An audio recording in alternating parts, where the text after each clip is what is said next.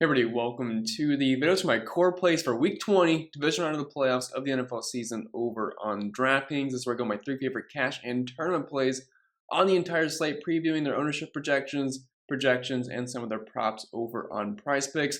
And speaking of PrizePicks, they're running a promo this weekend, which is basically giving out free money. So if you've never tried PrizePicks yet and you haven't signed up, now is your time to do so because they're running a promo this weekend only for Patrick Mahomes over under 0.5 passing yards. So they're basically handing out free money. And if you're a new sign over there, you've never played, make sure you use code CPENN to get an instant deposit match bonus up to $100. You can use that money towards that promo. So I would highly recommend it. Very fun to play over there.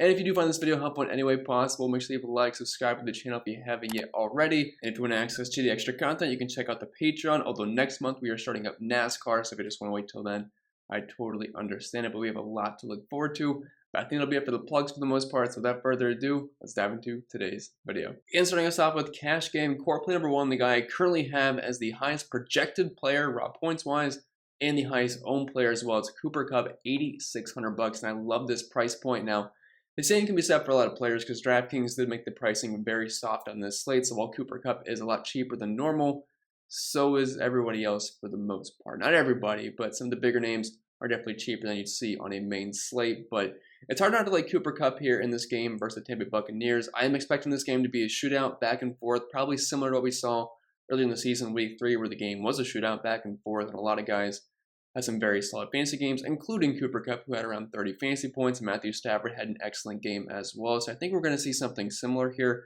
I would prefer if the Rams were playing at home, but I think they'll be just fine here. Got Kupp projected for just over 28 points, which is the highest on the slate, let alone at the wide receiver position.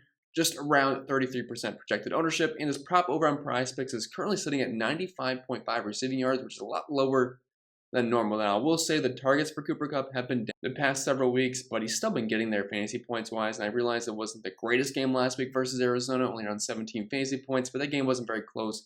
And I'm expecting this one to be pretty back and forth. And the Rams are projected dogs here. It's something too significant, but they're on 3-point dogs in a 48.5 over-under game. So I definitely have high expectations for Cooper Kupp and the Rams offense. I love the Stafford to Kupp stack. This week ran back with either Rob Gronkowski, Leonard Fournette, or Mike Evans. But Kupp on the season, I don't think I had to tell you guys that Kupp's a good play, but his numbers this year just amazing. 115 receiving yards per game, nearly 9 catches, over 11 targets, nearly a touchdown per game, and around 33% target share. Going up against a Bucs defense that will struggle versus wide receivers, I think he's definitely in line for a very solid game, and I like him in all formats. And moving on to cash game core play number 2. This is a bit of a tricky one here, and he's a guy that I have been rising on throughout the week. Because if you watched my first look video, I did mention that Derrick Henry at this price, while it is very enticing, I'm not sure what the workload is going to look like. But from the news we've seen throughout the week, it sounds like Henry is going to be somewhat close to a full-on workload. He's been ramped up in practice. He's expected to get activated probably any time now. I'm recording this around 1 p.m. on Friday, so I think it's expected to happen soon. So assuming he's activated, he is expected to start, and he should see similar workload to what he's had. Now, I'm not thinking we're going to get 30-plus carries out of Derrick Henry. I assume Foreman and Hilliard will be involved in some capacity, but for the most part, Henry should be on the field for the majority of the snaps, and we know if they get around the goal line, Derrick Henry is going to be in there. I'd say there's a strong chance we see Derrick Henry in the end zone. Plus, the Bengals have not been that great versus running backs this year, and they lost defensive lineman Larry Ogunjobi, which is definitely a big hit, which is a boost. Derrick Henry is playing at home, 25-point implied team total, 3.5-point favorite. I like him. I have him projected for 20.23 points, which is fine. I mean, usually Derrick Henry I have him projected in the upper 20s, but I am expected a somewhat limited workload, which is why the lower projection there. But really, I'm projected for just under 30% ownership. They do not have any props posted for him yet over on PrizePicks, so he hasn't been activated yet, so maybe we'll get something later on. But I do like Derrick Henry here. I'm not expecting 100% 35 touches for Henry, but even if he gets 15 to 20, it's $7,500 for a guy like Henry, which is a good chance he finds the end zone.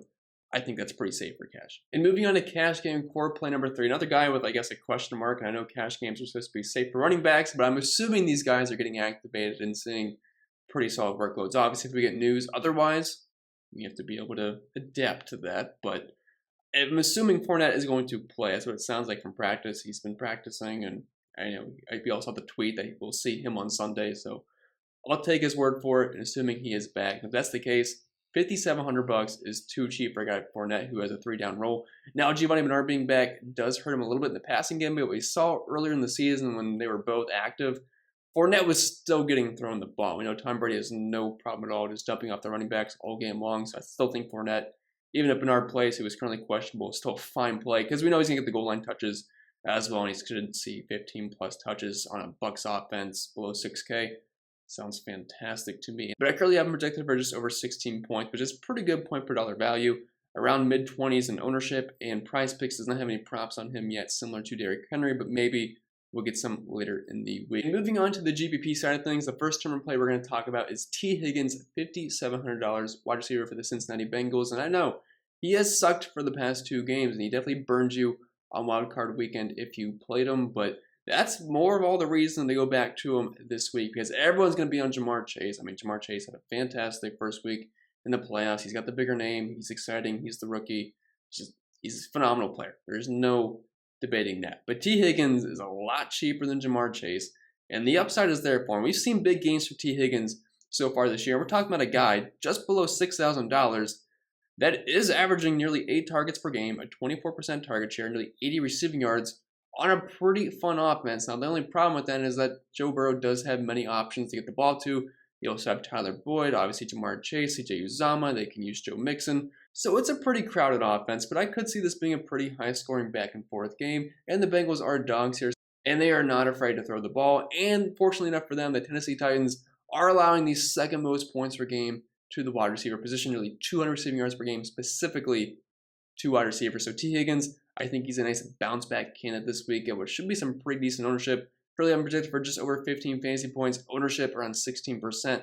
We could vary a little bit. I could see that getting a little bit higher. I could also see that getting a little bit lower.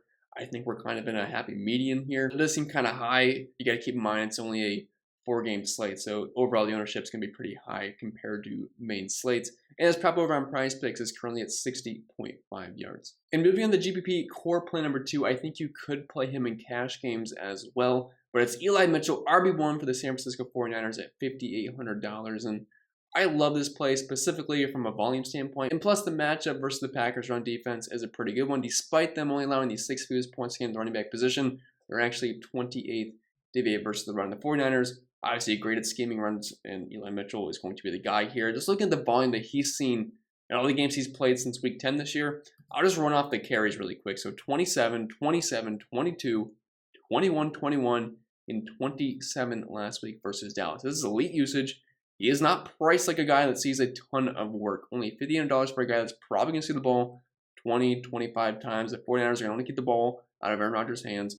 I definitely think is in for a very solid day. And if he could just happen to get into the end zone because he's not really that involved in the passing game, I think we're in for a pretty good game. I currently am projected for just under 16 fantasy points, ownership around 20%, and his prop over on Prize Picks is pretty low compared to what he is on DK. DK is sitting at 80.5, Prize Picks only 74.5. So definitely in on Eli Mitchell here. I think he's a great turn of play. The 49ers are nearly a touchdown dog on the road here, but I'm not concerned about that. I could see the 49ers upsetting the Packers. That's not something I would expect, but I think they are built pretty good to get to this Packers team. And moving on to our third and final GPP core play of the week, I also think he's a fringe cash play similar to Eli Mitchell, but it's Devin Singletary, $5,900, RB1 for the Buffalo Bills. Now, I want a piece of this game. We currently have a 54.5 point over-under, only a 1.5 point spread.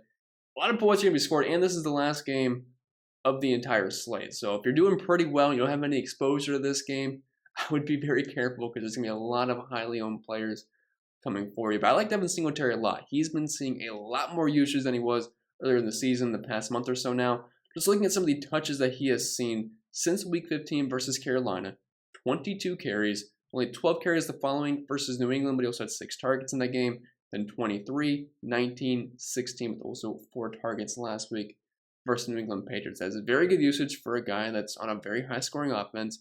And he's been scoring a ton of touchdowns as well. He actually has 7 since Week 15 versus Carolina.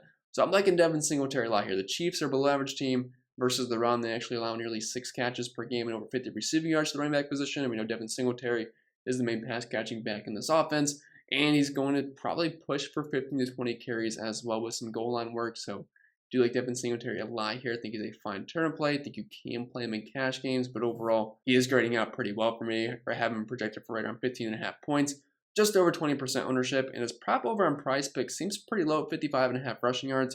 It also has a receiving prop of 17.5 as well. So if he can get you around 60 to 70 rushing yards, maybe around 15 to 20 receiving yards, and maybe get into the end zone with a couple of catches, he'll be sitting pretty at just below $6,000.